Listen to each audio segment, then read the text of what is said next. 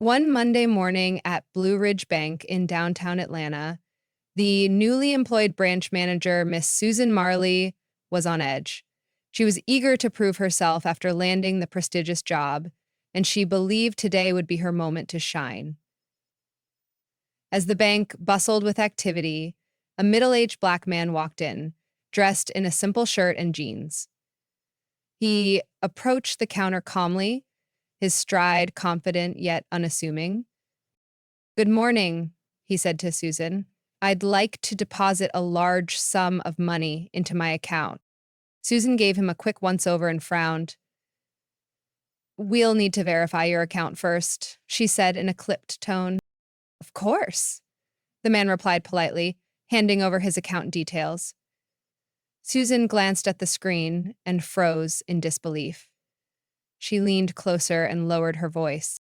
"Are you sure these details are correct?" "Yes, they are," the man replied.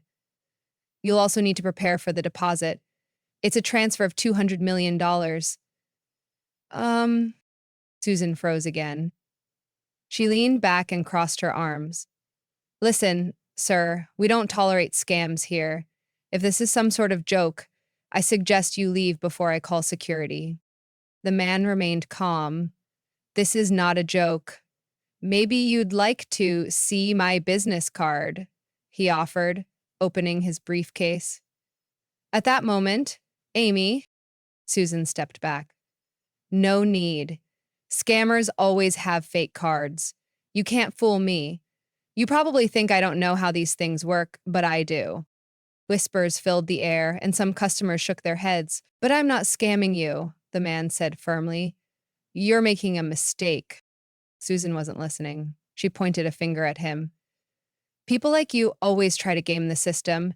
You think you can just walk in here and claim to have millions? Get out."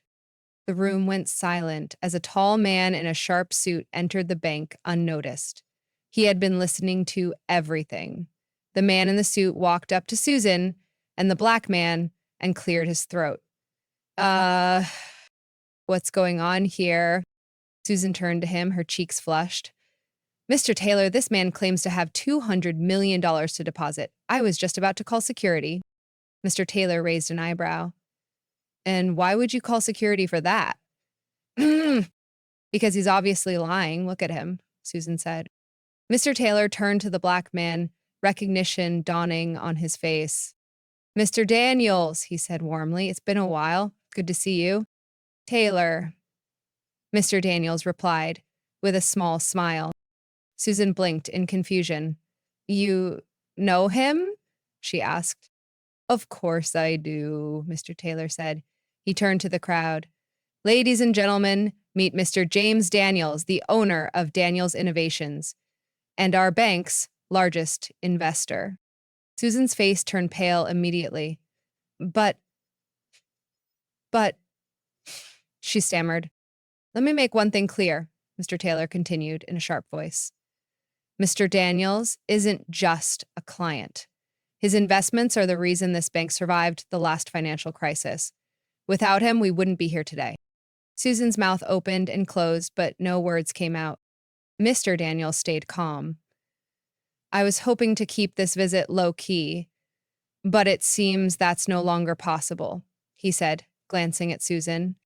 "Mr. Daniels," Mr. Taylor said, "on behalf of Blue Ridge Bank, I deeply apologize for the treatment you've received today. This is unacceptable. But I still don't understand." Mr. Taylor turned back to Susan. "You've been here for barely 2 weeks, and this is how you treat our clients?" I didn't know," Susan blurted out. "He didn't look the part." "Didn't look the part?" Mr. Taylor shot her a sharp look. "And what exactly does someone with $200 million look like?" Susan said nothing. Mr. Taylor took a deep breath and addressed everyone. "At Blue Ridge Bank, we pride ourselves on treating every client with respect, no matter who they are or how they dress. This incident is a disgrace." He turned back to Susan. "You're fired, effective immediately. Clear out your desk." Tears welled up in Susan's eyes, but she knew there was no arguing. She walked away, humiliated. The crowd erupted into applause. Mr. Daniels turned to Mr. Taylor. I appreciate how you handled that. Let's move forward with the deposit. Of course, Mr. Taylor said as Mr. Daniels was escorted to a private office. The remaining customers couldn't stop talking about what had just happened. The lesson was clear: never judge a book by its cover.